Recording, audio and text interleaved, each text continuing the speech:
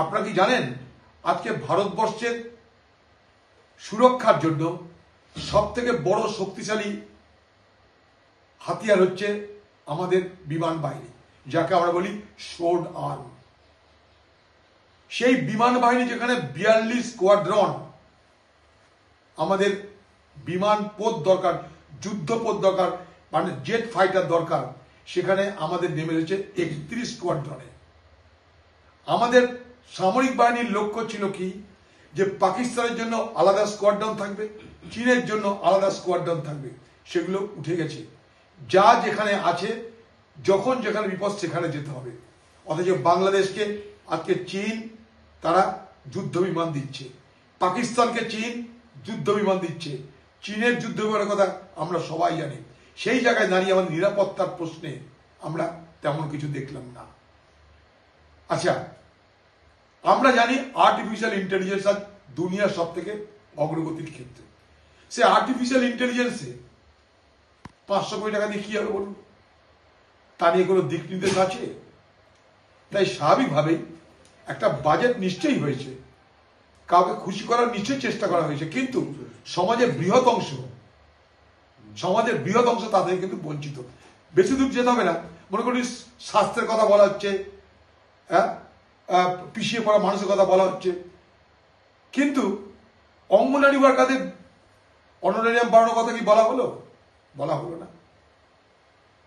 কৃষকদেরকে সম্মান নিধি বাড়ানোর কি কথা বলা হলো? ভারতবর্ষের কৃষকরা যত বেশি সংখ্যায়, তাদের সম্মান নিধি বাড়াতে পারত, সেটা তো বাড়ায়নি। বেকার যুবকদের জন্য কোনো নির্দিষ্ট কোনো পদ বাতলে দেওয়া হয়নি। কিছু লোন বাড়াবে, আরে লোন বাড়াবে তো বটেই, লোন বাড়ালে তো লোন শোধ করতে হবে, সেখানে খাতিরটা কি আছে? আচ্ছা, কৃষকদের ঋণ মুক্তির কোনো কথা হলো? কৃষকদেরকে আমি কি ভাবে মদত করতে পারি তাই নিয়ে কোনো দেখলেন বাজেটে? ফার্মার নিয়ে শুরু হলো বাজেটে, আমরা কৃষক কৃষক কৃষক কৃষক বলা হলো, কিন্তু এই মুহূর্তে কৃষকের যে সব থেকে বড় দাবি, যে আমার ফসলের ন্যায্য দাম দাও যাতে আমি লাভ করতে পারি, সেই জায়গাটায় সরকার নিশ্চুপ। আচ্ছা, 100 দিনের কাজ নিয়ে অর্থ বরাদ্দের কোনো কথা হলো?